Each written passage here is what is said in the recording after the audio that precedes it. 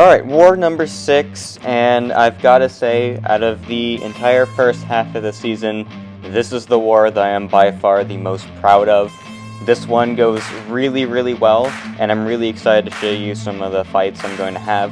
Starting on Path 7 against this spot, this is totally just a diversity placement, and it's only a rank 1 spot, and I'm using a rank 3 7-star negative, so this is a relatively easy fight, even though negative isn't really a counter to Spot here. He just works because he's already taken off 40% of Spot's health in 8 hits, so it's totally fine. Spot's going to be a little passive here, but I also had the part where he couldn't gain spots because I countered his special attack.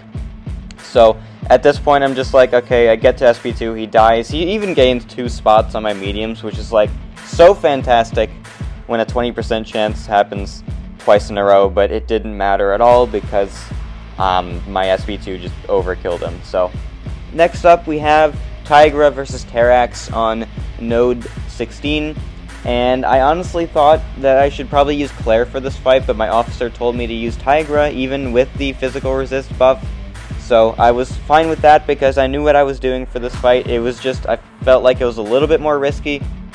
And I already lost 15% of my health just during that initial rock field, but that's okay.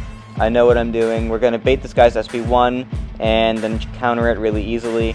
And then once he's in his rock field cycle, we kind of just have him locked in the corner, and we just spam our heavy attacks. While we lose a bunch of health, at the same time, he's not really going anywhere, and it's not that worrisome.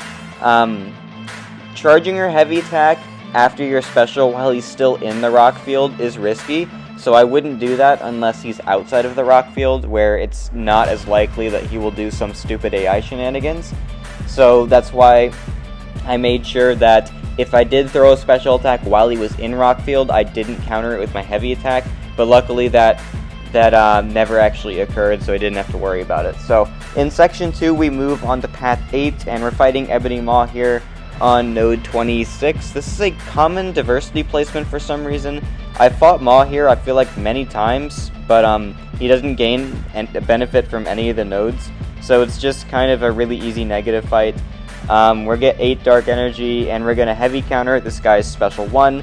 That gets rid of his falter, and it also gives us a free buff to convert to light energy, which is very nice of Maw to give us. So we're going to make sure to get our heavy attacks, and at this point Maw has a relatively small health pool, so even though this is a rank 2, we only need 16 dark energy to completely overkill the guy. Like, I don't think our degens even hit 50% duration yet, and he was already dead. So yeah, rank 3 negative, dude. Absolutely cheesy in war for so many mystics. Alright, I'm going to pause the video here for a second. So, I died to Serpent on node 45 with Claire last war. It was my first time fighting Serpent in war, but one thing I definitely got out of the fight was that Claire does do a pretty good job at fighting Serpent. She counters him very well, and even on this node where I'm not gaining a bunch of power because of triggering hazard shift immunities, I still think she's going to do a good job. So this is a rank 4 ascended Serpent, and the other one was a rank 5 unascended, but obviously he's going to have a lot less health on this node. And my game plan here was to use the power steal method because I don't need to be immune to anything specifically, so I'm going to power control him as much as possible, keep it slow and steady, and this should be an easy fight because if you know how to fight Serpent, it goes pretty well. So immediately I kind of get hit by the SP1 because I'm just bad at the game, but at the same time, he's back in the corner now. We're going to throw another SP2 pretty soon, and we throw it. He's only at 5 charges still, and now we knock him down. He's down to 3, so she's just doing a really good job controlling this guy's power gain. I don't remember if I had a Mystic Power Back active, but if I did, that definitely helped a lot in this fight.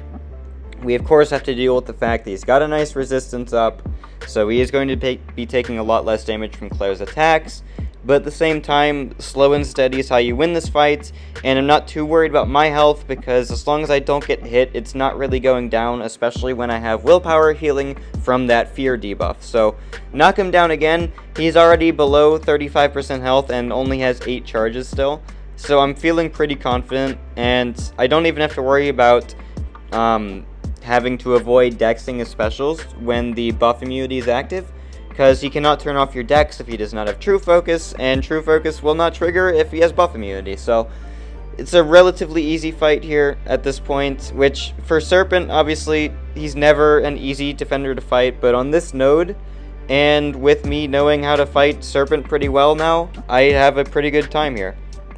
I don't even have to worry about running out of prowess, because I haven't lost that many. I've been playing so aggressive, and whenever he blocks, I take the opportunity to just grab some hits into block, and then we're basically just chilling.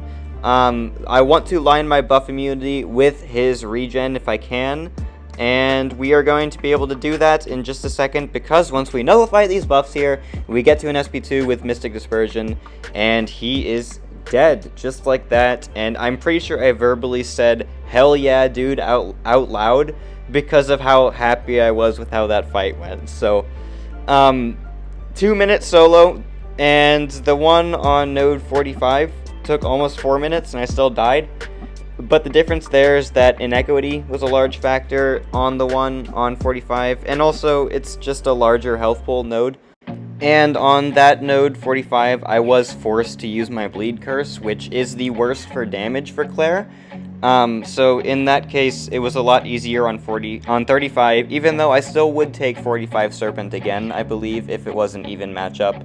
So, next up we have node 38 Sasquatch with negative. I've done this fight countless times at this point, and it's, again, going to be a pretty easy one.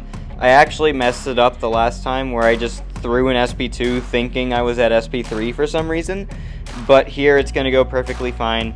This is just a get to SP3 twice kind of fight, and then he's dead. And what we just want to do is relic into heavy attack, knock him down, and then we throw the SP3. It does a bunch of damage bursts per dark energy you have, and since I had like 18, I think, and some fury from both the node and negatives kit, it's going to bring him all the way down to 28% in one SP3. So I'm like, okay, just get to another one and he dies. I'm going to have to do some wall dexing because he's in Wrath, and I also have to deal with aggro prowess, so that's a little nerve-wracking, but at the same time, we're kind of chilling. We did some good wall play there, and I'm not too worried about block damage because as long as I solo the fight, I do not care. This is Negative's last fight, so healing him up does not matter because I won't have to do it. So, anyway, we're just trying to get to SP3, and once we're there, he dies. And it's just as simple as that. We just have to knock him down with the heavy attack right before, and he's going to die. And yeah, not much else to say because we basically are at an SP3 in just a second. I'm gonna bait out one special attack right before, and it doesn't even matter if he's in Wrath. I did not mean to block that. That could have theoretically stunned me and I got screwed. But it's alright. We knock him down and I'm just like, okay, you die now. I even waited into Wrath just in case, which I don't really think mattered, but we do a decent bit of damage just with the SP3 damage itself, and then the red numbers right after are going to do enough to kill him, and we killed him on the last burst. So 38 Sasquatch, really easy fight for Negative, done that countless times, and he does it again. So alright, next up we have Aarkus on node 44. I was actually kind of stressing out about this fight because I was a little bit nervous about it, maybe a bit nervous than I needed to be, but I'm going to activate my power back boost because I have a Tigra fight after this, and it's just going to help here.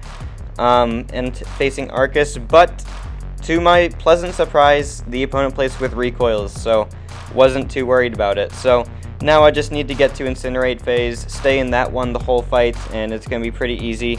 I don't want to hit him in Poison phase just because I don't want to be poisoned, so we're just not going to do that and only do Incinerate phase, which is the damage phase, but also I would like to power control him if he wasn't 80% power steal resistant. So we're going to go for the special 2 there, do a good bit of damage, but also he's just so low on health because of the recoil masteries, it doesn't even matter. Going to block an SP2 here, take a bit of block damage for sure, but it doesn't matter. I'm even going to wait out part of the poison phase, which I don't need to do at all, and then I think I realized I don't need to wait this out. I can just kill him just like that, so I did. And that is 40 for Aarkus. yeah, even if he wasn't placed with recoils, I probably was stressing a bit more than I needed to about that fight, but either way, he goes down. And lastly, we have a big rank 3 Onslaught on node 49. And I fought these all the time when Onslaught was crush tactic, but here he isn't, and I was kind of nervous because it's a 7-star who has a block penetration stat focus. So it's a kill or get killed kind of fight, and we are going to do our best to just kill him before we get killed, just like I said. And we need to bait some heavy attacks, hopefully counter them fast enough. Like, that one wasn't fast enough, so I messed it up a bit. But I am going to have to rely on my SP1 dexing skills, because obviously I can't kill him before he kills me in this fight, because he's already at 72%, he's only at 72%, and he's already about 2 bars of power. I can't let him throw that SP2, because I do not trust myself to dex it, and as long as I'm narrow shocked, Onslaught cannot miss, so I am forced to dex these special attacks. Luckily, I'm pretty good at it, so I'm going to throw another SP1. I was a little nervous because the beginning of the fight wasn't going well, but now I'm pulling it around. I can miss this one because I did not have a Narrow Shock on me, so if I don't have a Narrow Shock on me, I'm definitely taking that opportunity, gain a bunch of power from my blue sense and all that fun stuff. Beta heavy attack, counter it, just like that, and the SP2, I'm like, okay, yeah, rank 5 Ascended Tigra. This is the first war with rank 5 Ascended Tigra. I know this. I trust her. Rank 3 Onslaught, completely dusted, just like that. And I was so proud of that fight, especially with my first time bringing rank 5 Ascended Tigra to war since I, well, rank 5'd her.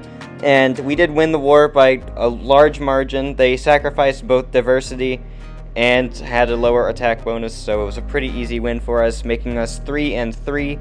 So very mediocre start to the season, or first half of the season, but we're going to pull it around the second season, I know it. So anyway, thank you so much for watching. If you enjoyed the video, hit like, hit subscribe, all the fun YouTube things that I'm supposed to tell you guys, and I will see you in the next one.